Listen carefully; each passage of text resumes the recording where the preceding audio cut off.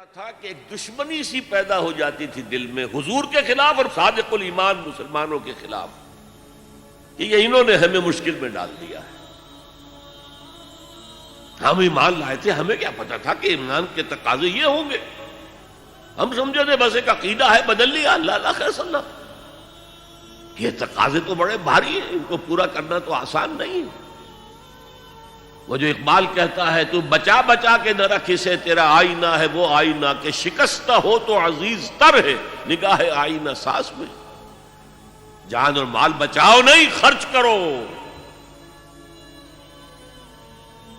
آئینہ ٹوٹا ہوا کس کو پسند آتا ہے؟ اللہ کو تو تمہاری ٹوٹی ہوئی لاش زیادہ پسند ہے بنسبت تمہارے زندہ وجود کے.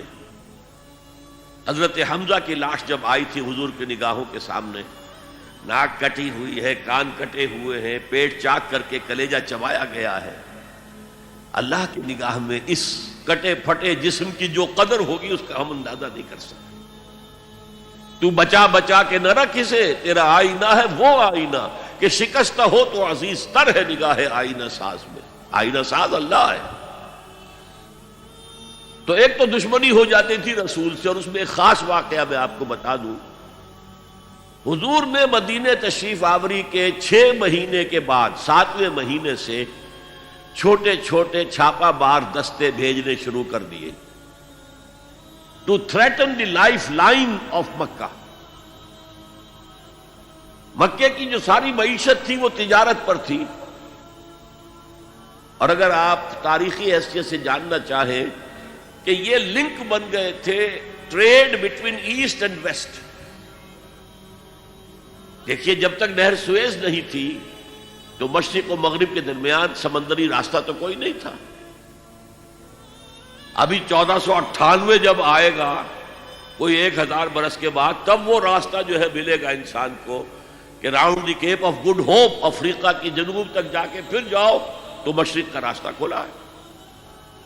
تو ہوتا کیا تھا, یورپ سے سامان تجارت آیا اور شام کے ساحل پر اتر گیا. ادھر ایسٹ انڈیز سے جاوا, سماٹرا, ہندوستان, چائنا, ادھر سے مال آیا سمندر کے راستے سے اور یمن کے ساحل پر اتر گیا. And between these 2 points caravans of the Quraysh, they were going to and fro. جنوب میں گئے, سردیوں کے زمانے میں وہ جاتے تھے جنوب میں, گرمی کم ہوتی تھی یمن کی طرف. وہاں سے مال اٹھایا اور چلے اب شام تک پہنچ کر شام کے ساحل پر پہنچا دیا. وہاں سے شام کا ساحل یورپ کا آیا ہوا سامان اٹھایا اور وہ لا کے سیدھا جنوب میں, سیدھا راستہ تھا بالکل سیدھا, اسٹریٹ ٹو دی نارتھ, اور وہ جو ہے آ کر یمن پہ اتار دیا. یمن سے پھر مشرقی ممالک کے تاجر وہ خریدیں گے اور لے جائیں گے کشتیوں کے ذریعے سے. شام سے یورپ کے تاجر وہ جو ہے وہ خریدیں گے اور لے جائیں گے. تو یہ کنیکشن بن گئے تھے between the trade between east and west. اور ان کو یہ سہولت حاصل تھی, پروٹیکشن حاصل تھی کہ کوئی بھی قبیلہ عرب کا ان کے کیروانز کے اوپر حملہ نہیں کر سکتا تھا, because they were the custodians of Kaaba. اور تمام قبیلوں کے بت کعبے میں رکھے ہوئے تھے, as if they were hostages with them. کوئی قبیلہ ان کے خلاف جارحیت کرے گا تو وہ اس کے بت کی گردن مروڑ کر باہر پھینکیں گے.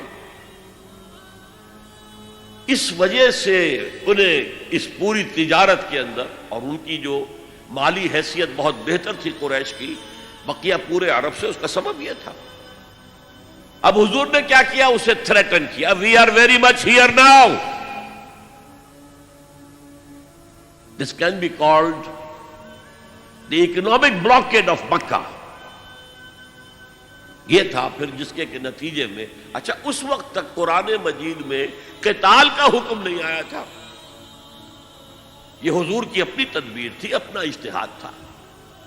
تو وہ کہتے ہیں دیکھو جی ابھی قرآن میں تو حکم آیا نہیں, یہ تو کچھ ایڈونچرس آدمی معلوم ہوتے ہیں, ایمبیشس آدمی معلوم ہوتے ہیں, انہوں نے ہمیں مصیبت میں ڈال دیا.